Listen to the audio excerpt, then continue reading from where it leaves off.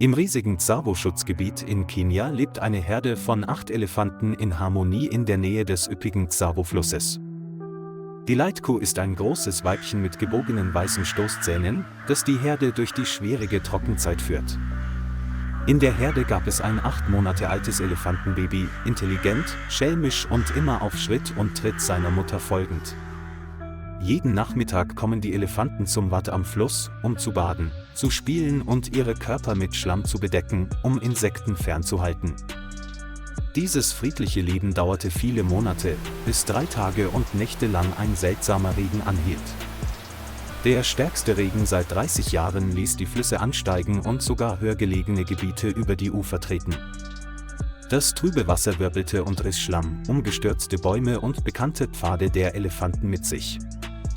Die Elefantenherde brüllte in Panik, rannte auf höher gelegenes Gelände zu, trempelte durch den Schlamm und zerstreute sich in verschiedene Richtungen. Das Geräusch des prasselnden Regens und das Rauschen des Wassers an ihren Ohren, niemand achtete auf die leisen Schreie hinter ihnen. Erst als sie sicher auf dem hohen Hügel angekommen war, drehte sich die Elefantenmutter um und stellte fest, dass ihr jüngstes Kind verschwunden war. Die Elefantenmutter rannte panisch mit roten Augen und wild hin und her wedelndem Rüssel zum Flussufer zurück und suchte im Hochwasser nach ihrem Baby. Es wusste nicht, wohin sein Kind vom Wasser weggespült worden war, es konnte nur dort stehen und weinen und schreien, und sein Schrei hallte durch den ganzen Wald. Alle Elefanten der Herde standen weit weg und sahen schweigend zu, wie die Elefantenmutter hilflos weinte. Keiner wagte es, näher zu kommen. Das Brüllen der Elefantenmutter hallte Tag und Nacht wieder und ließ den ganzen Wald mit traurigen Echos erzittern. Ranger im Reservat hörten seltsame Geräusche und dachten, es gäbe einen Konflikt zwischen den wilden Elefanten. Sie fuhren mit ihrem Streifenwagen zum Flussgebiet und sahen die Elefanten in der Nähe des Ufers stehen, sie zeigten jedoch keinerlei Anzeichen einer Verletzung. Sie schauten still zu, sahen dann aber eine Elefantenkuh am Flussufer entlanglaufen, deren Augen sich mit Tränen füllten und die verzweifelt brüllte. Da sie keine Gefahr erkannten, gingen die Ranger fort, da sie annahmen, dass es sich um normales ängstliches Verhalten der Tiere handelte. Die Nacht brach herein und es regnete erneut, doch die Elefantenmutter stand noch immer in der Kälte, ihre Füße waren mit Schlamm bedeckt, und sie bewegte sich keinen Schritt. Am nächsten Morgen weinte sie noch immer, ihre Schreie wurden schwächer, waren aber immer noch von wortlosem Schmerz erfüllt. Einige Ranger begannen sich zu wundern, weil dieses Verhalten im Gegensatz zu allen vorherigen Fällen anhielt. Sie beschlossen, umzukehren und die Gegend um den Fluss herum abzusuchen, und schlugen in der Nähe ihr Lager auf, um die Elefantenmutter besser im Auge behalten zu können. Ihr Instinkt schien ihnen zu sagen, dass das nicht normal war, und das war es auch. Ein junger Ranger namens Josef überprüft Fotos der Elefanten, die letzte Woche im Wattgebiet aufgenommen wurden. Er zählte und zählte noch einmal, auf dem Foto waren 8 zu sehen, aber gestern und heute hatten sie nur 7 Elefanten gesehen, große und kleine. Ein Lichtblitz durchfuhr Josefs Kopf und er rannte sofort los, um dem erfahrenen Ranger-Captain namens Makori Bericht zu erstatten. Die Elefantenmutter ist nicht verrückt. Sie hat ihr Baby verloren. Wir haben die Leiche nicht gefunden, aber vielleicht lebt sie noch, sagte er. Makori schwieg einige Sekunden und nickte dann, wir müssen es genau herausfinden. Bereiten Sie sofort einen Suchplan vor. Sie versammelten sich in Teams, teilten sich in kleine Gruppen auf, wobei jede Gruppe für ein Gebiet entlang des Flusses, der Bäche und Sümpfe zuständig war. Voll ausgestattet, Funkgerät, Seil, Kamera, Ortungsgerät und sogar ein spezieller Pickup. Viele Ranger waren skeptisch, es ist so jung, wie könnte es überleben, weggeschwemmt zu werden? Doch Josef gab die Hoffnung nicht auf. Er sagte, die Elefantenmutter hat nicht aufgegeben, also dürfen auch wir nicht aufgeben. Die offizielle Suche begann im Morgengrauen des nächsten Tages, den Fluten folgend. Gruppen gingen am Flussufer entlang und suchten nach Fußspuren, Erdrutschen und anderen Zeichen, die Leben retten könnten. Obwohl sie müde waren und ihnen der kalte Regen ins Gesicht peitschte, gingen sie weiter, weil vielleicht ein Leben darauf wartete, gefunden zu werden. Der erste Tag verging hoffnungslos, nur Schlamm, tote Bäume und ein paar vom Wasser weggespülte Fußabdrücke waren zu sehen. Am zweiten Tag ging Josefs Gruppe weiter, näher an das alte Sumpfgebiet, in dem das Wasser nach starken Regenfällen oft stagnierte. Am dritten Tag war der Himmel bedeckt, der Sumpf erschien vor unseren Augen wie ein stilles, totes Land unter dünnem Nebel. Josef, der hinter ihm herging, blieb plötzlich stehen, er hörte ein ganz leises Geräusch, wie ein schwaches Ächzen im Schlamm. Er bedeutete allen, still zu sein, und ging dann in Richtung des Geräusches, wo ein Haufen schwarzen Schlamms unnatürlich eingestürzt war. Ein kleiner, zappelnder Rüssel tauchte lautlos aus dem Schlamm auf und seine Augen waren vor Verzweiflung halb geöffnet. Es war ein Elefantenbaby, das mit Schlamm bedeckt dalag und nach Luft schnappte. Seine Augen schienen sich für immer zu schließen. Alle verstummten, dann meldeten sie schnell per Funk der Station, gefunden. Es lebt. Dringend, wir brauchen Verstärkung. Josef kniete neben ihm nieder und hielt den schlammigen Schlauch in der Hand. Halt durch, Junge. Du wirst hier nicht sterben.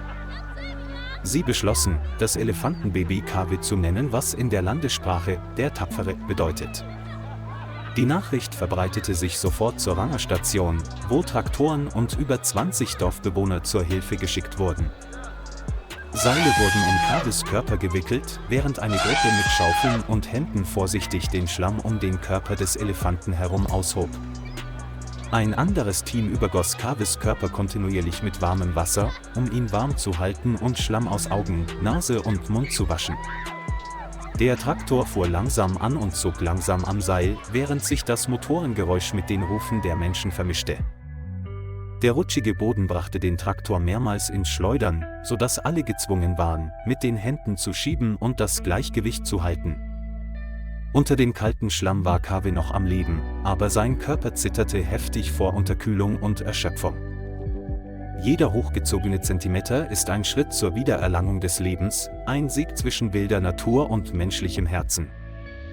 Schließlich tauchte Kawes Körper langsam aus dem Schlamm auf, klein von Statur, mit trüben Augen.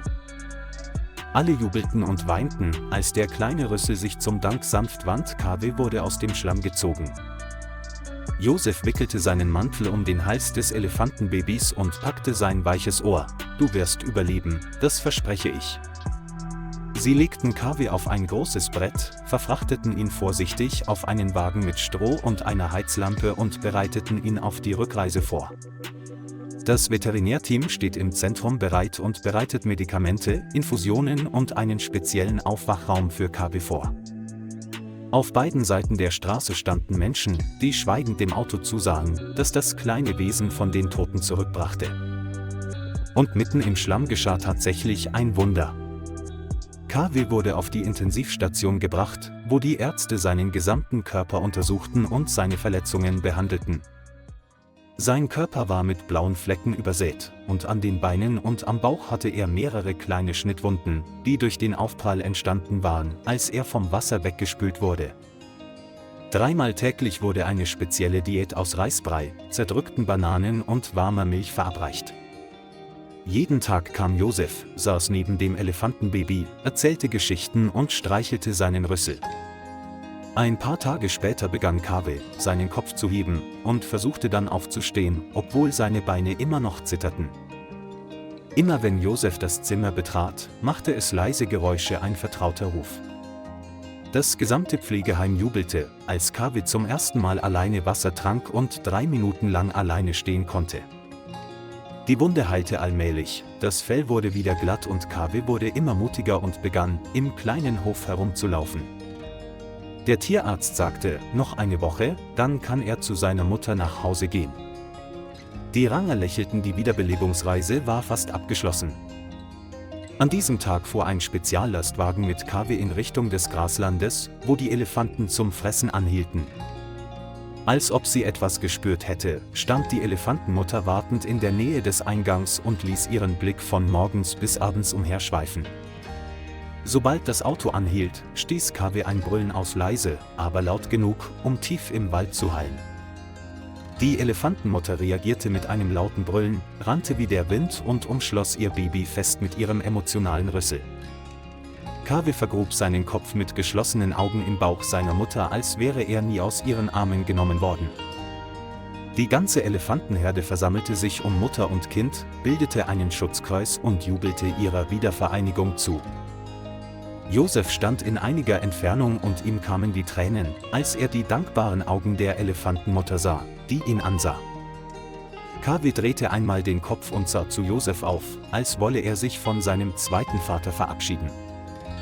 Ohne Worte verstanden sich Natur und Mensch mit ihren Augen und ihrer Aufrichtigkeit. Der Sonnenuntergangshimmel war rot wie das Ende eines Epos zwischen Land, Wasser und Leben. KWs Geschichte verbreitete sich weit und breit und wurde zu einem lebendigen Symbol des Glaubens und der mütterlichen Liebe in der Wildnis. Josef arbeitete weiterhin als Ranger, doch von da an trug er immer ein Bild von KW in einem alten Notizbuch bei sich. Und jedes Mal, wenn es regnet, hört er zu, denn manchmal geschehen Wunder aus dem kleinsten Ruf im tiefen Wald. Lieber Freund, vielen Dank, dass Sie sich die Zeit genommen haben, unsere Geschichte zu lesen. Wenn Sie es interessant finden, vergessen Sie nicht, den Kanal zu liken und zu abonnieren, damit Sie die nächsten Folgen nicht verpassen.